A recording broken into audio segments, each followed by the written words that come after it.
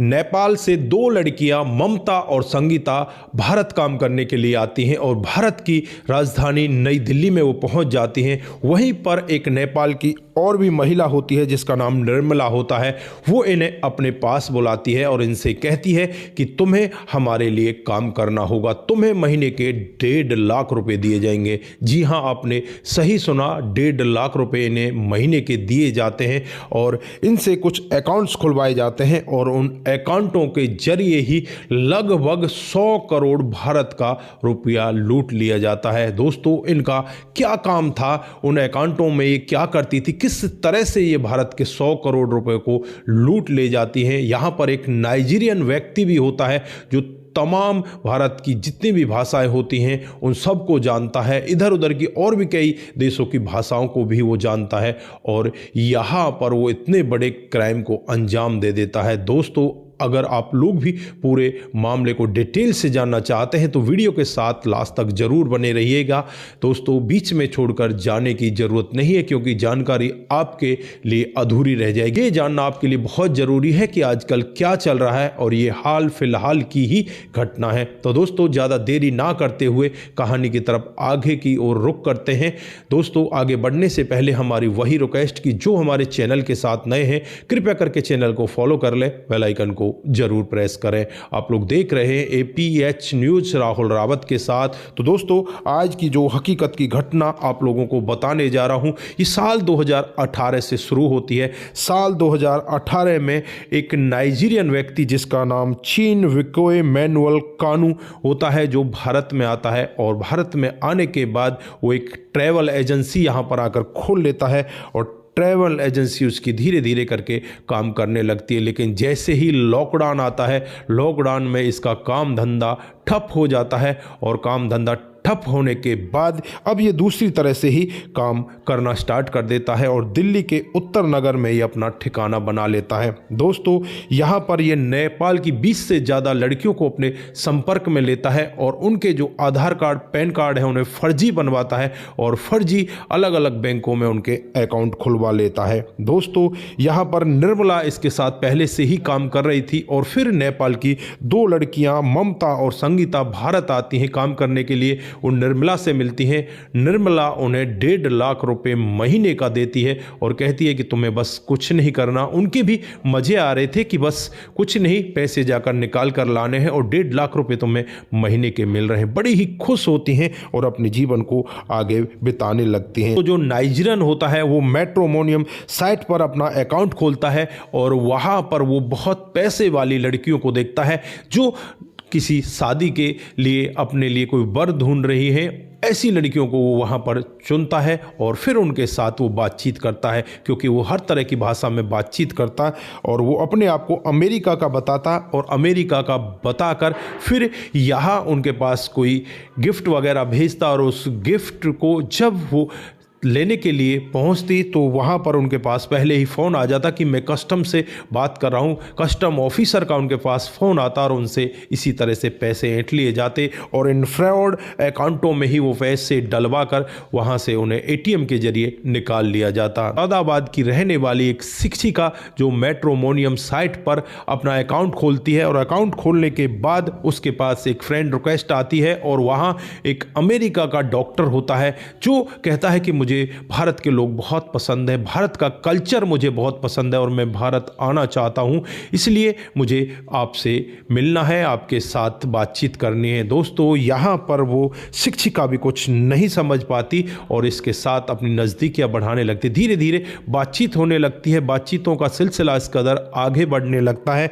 एक दिन जो अमेरिका का डॉक्टर होता है उसे एयरपोर्ट पर एक गिफ्ट भेज देता है और कहता है कि तुम्हारे लिए मैंने गिफ्ट भेजा है। दोस्तों, यहाँ पर एयरपोर्ट पर जब वो गिफ्ट आता है तो कस्टम अधिकारी उसकी चेकिंग करते हैं। तो कस्टम अधिकारी यहाँ पर उस लड़की जो शिक्षिका होती है उसको फ़ोन करते हैं और उससे यही कहते हैं कि तुम्हारे नाम से एक गिफ्ट आया है, लेकिन इस गिफ्ट में अमेरिका की कुछ करेंसी और कुछ अवैध दस्तावेज हैं और यहाँ पर आपके खिलाफ मामला बनता है और आपको हमें अरेस्ट करना ही पड़ेगा। दोस्तों शिक्षिका घबरा जाती है, घबरा कर फिर यहाँ पर वो उनसे सौदा की बात करने लगती है कि इसका सौदा कर लिया जाए, मैं यहाँ पर जेल के अंदर नहीं जाना चाहती। दोस्तों पहली बार उससे 34,000 रुपये ट्रांसफ़र कराए जाते हैं, वो 34,000 रुपये ट्रांसफ़र कर देती है और उसके बाद 2 दिनों तक उसके पास कोई कॉल नहीं आता। वो सोचती है कि शायद अब यहाँ से मैं अपने आप को बचा चुकी हूँ, लेकिन 2 दिनों के बाद ही अचानक उसके पास फिर से कॉल आने लगते हैं और फिर उसे इतना ज़्यादा डराया जाता है, इतना ज़्यादा धमकाया जाता है। जो भी उसके पास जमा पूंजी होती है, लगभग 94,78,000 रुपये की जमा पूंजी होती है, उस सब को वो ऐंठ लेते हैं। जी हाँ, आपने बिल्कुल सही सुना, 94,78,000 रुपये उससे ऐंठ लिए जाते हैं, जो अलग अलग नंबरों में ट्रांसफ़र कराए जाते हैं। दोस्तों अब यहाँ पर जब ये बिल्कुल कंगाल हो चुकी होती है, महिला बहुत ज़्यादा परेशान हो जाती है, परेशान होकर मुरादाबाद पुलिस के पास पहुँचती है और जब मुरादाबाद पुलिस यहाँ पर इन अकाउंटों की जांच पड़ताल करती है तो उन्हें पता चलता है कि ये तो सब फर्जी आधार कार्ड, पैन कार्ड पर खुले हुए हैं।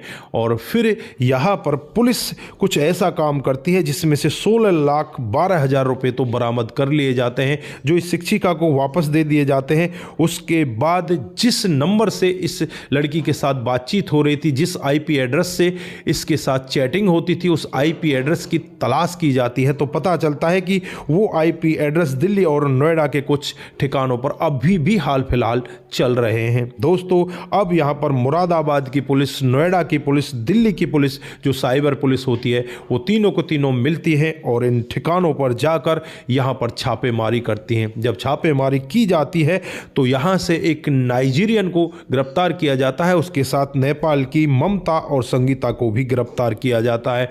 और जब यहाँ पर सामान जो यहाँ से बरामद किया जाता है तो उसमें 16 एटीएम कार्ड होते हैं, जिसमें 10 मोबाइल भी होते हैं, 3 पीओएस मशीन होती हैं, 17 चेकबुक होती हैं, 12 आधार कार्ड होते हैं जो फर्जी होते हैं, 8 पैन कार्ड होते हैं वो भी फर्जी होते हैं और 5 सिम यहाँ पर बरामद की जाती है। मीडिया रिपोर्ट की अगर माने तो 12 से ज़्यादा राज्यों में इन्होंने इसी तरह से अपनी लूट को अंजाम दिया था। जो नाइजीरियन होता है वो इन पैसों को पहले तो एटीएम के जरिए निकलवा लेता, निकलवाने के बाद जो क्रिप्टो करेंसी है उसमें कन्वर्ट करता और फिर अपने देश नाइजीरियन में चला जाता और वहाँ जाने के बाद ये अपनी कोठी, बंगला, गाड़ी सब कुछ खरीदता और वहाँ पर ऐश करता। यहाँ पर ये 2 लड़की जो नेपाल की होती है, इन्हें भी 1.5 लाख रुपए महीने का दिया जाता, ये भी बहुत ज़्यादा खुश होती है। फिलहाल इस पूरे मामले से पर्दा उठा दिया गया है, सभी यहाँ पर जो भी आरोपी हैं उनको ज़्यादातर गिरफ्तार कर लिया गया है, लेकिन कुछ और भी इसमें बचे होंगे तो उन्हें भी पुलिस दावा करती है कि जल्द ही उन लोगों को भी गिरफ्तार कर लिया जाएगा। दोस्तों यहां पर आप लोगों ने देखा कि किस तरह से एक नाइजीरियन 2018 में भारत में आता है, भारत की तमाम तरह की भाषाओं को सीखता है, भाषाओं को सीखने के बाद वो यहां पर ट्रैवल एजेंसी भी खोलता है, लेकिन लॉकडाउन में वो ट्रैवल एजेंसी बंद हो जाती है। उसके बाद यहां पर वो कुछ ऐसा सोचता है कि क्यों ना फिर नए तरीके से भारत के लोगों को लूटा जाए और फिर वो यहां पर मैट्रिमोनियम साइट पर जाता है और वहां जाकर इस तरह से लोगों से पैसे ऐंठ लेता है। अगर सामने कोई लड़की है तो ये उनसे बात किया करता और अगर सामने कोई लड़का है तो जो नेपाल की लड़की होती हैं उन्हें यहां पर ये उनके लिए आगे पेश कर दिया करता। इसी तरह से ये लोग यहां पर 100 करोड़ से भी ज़्यादा की ठगी कर चुके हैं, 100 करोड़ से भी ज़्यादा को लूट कर यहाँ से वो नाइजीरियन ले जा चुका है। दोस्तों फिलहाल यहाँ पर पुलिस ने उसे गिरफ्तार कर लिया है और उसकी संपत्ति को भी जब्त करने का पुलिस दावा करती है कि उसकी संपत्ति को जब्त कर लिया जाएगा, वहाँ से उसके पैसे वापस मंगाए जाएंगे। ये तो आगे भविष्य के गर्भ में छुपा हुआ देखने वाली बात होगी कि नाइजीरियन से कैसे वहाँ से वापस पैसे भारत आते हैं। लेकिन फिलहाल यहाँ पर हर किसी को समझदार होने की ज़रूरत है, सचेत होने की ज़रूरत है और इस तरह से डरने की जरूरत नहीं। अगर इस तरह का फ्रॉड आपके साथ में कहीं हो तो आप 1930 जो साइबर हेल्पलाइन नंबर है उस पर खबर करें और पहली बार में ही सारा कुछ मामला साइबर हेल्पलाइन पर जाकर बता दें, नहीं तो ये किसी के साथ भी ऐसी ठगी हो सकती है। आप लोगों को सचेत होने की जरूरत है, सतर्क रहने की जरूरत है। दोस्तों इस घटनाक्रम को सुनाने का उद्देश्य सिर्फ आप लोगों को जागरूक करना है, आप लोगों को बताना है कि इस तरह से आप लोग सचेत हो जाइए, सतर्क हो जाइए और झूठे बहकावे में, झूठे प्रलोभन में ना आइए, नहीं तो ये मामला किसी के साथ भी हो सकता है। तो दोस्तों, जिन साथियों ने हमारे पिछले वीडियोज पर कमेंट किए थे उनका नाम हम यहाँ पर बारी बारी से लेने वाले। तो जो सबसे पहला कमेंट आता है वो शंकर स्वामी जी का आता है। वो लिखते हैं कि आपकी कहानी बहुत ही बेहतर होती है, आपका बहुत बहुत धन्यवाद। आज मन्नू चौहान का जन्मदिन है, हम मन्नू चौहान को जन्मदिन की हार्दिक शुभकामनाएं देते हैं और हम यही चाहते हैं कि उन्हें भगवान दिन दूनी रात चौगुनी तरक्की दे और वो अपने जीवन में आगे बढ़ते चले जाएं। अगला जो कमेंट आता है माही उमर का आता है। Very nice, love you bro, बहुत बहुत धन्यवाद आपका। कुमार केसी जी, जय श्री राम, जय शंभू, जय श्री राम, जय शंभू। उसके बाद सूरज डीईओ, नमस्कार भाई जी, very good story, I am Suraj from Fiji, जय Hind, God bless you, God bless you, आपका बहुत बहुत धन्यवाद। उसके बाद प्रेमचंद शर्मा जी, नमस्कार भाई साहब, आपकी कहानी बहुत ही अच्छी होती है, सुनकर बहुत अच्छा लगता है, बहुत बहुत धन्यवाद। Monu Jain ji, very nice video, आपका बहुत बहुत धन्यवाद। कमल चौहान जी हमें कमेंट करते हैं कि आपकी कहानी बहुत ही बेहतर होती है, बहुत बहुत धन्यवाद। रणधीर चौहान जी हमें कमेंट करते हैं, आपका भी बहुत बहुत धन्यवाद। रघु रावत हमें कमेंट करते हैं, आपका भी बहुत बहुत धन्यवाद। आप सभी लोग इसी तरह से हमारे साथ बने रहें, इसी तरह से अपने कमेंट हमारे साथ में साझा करते रहें। आप सभी का दिल की गहराइयों से बहुत बहुत धन्यवाद। आप सतर्क रहें, सावधान रहें, रिश्तों की अहमियत को जरूर समझें। नमस्कार, जय हिंद, जय भारत।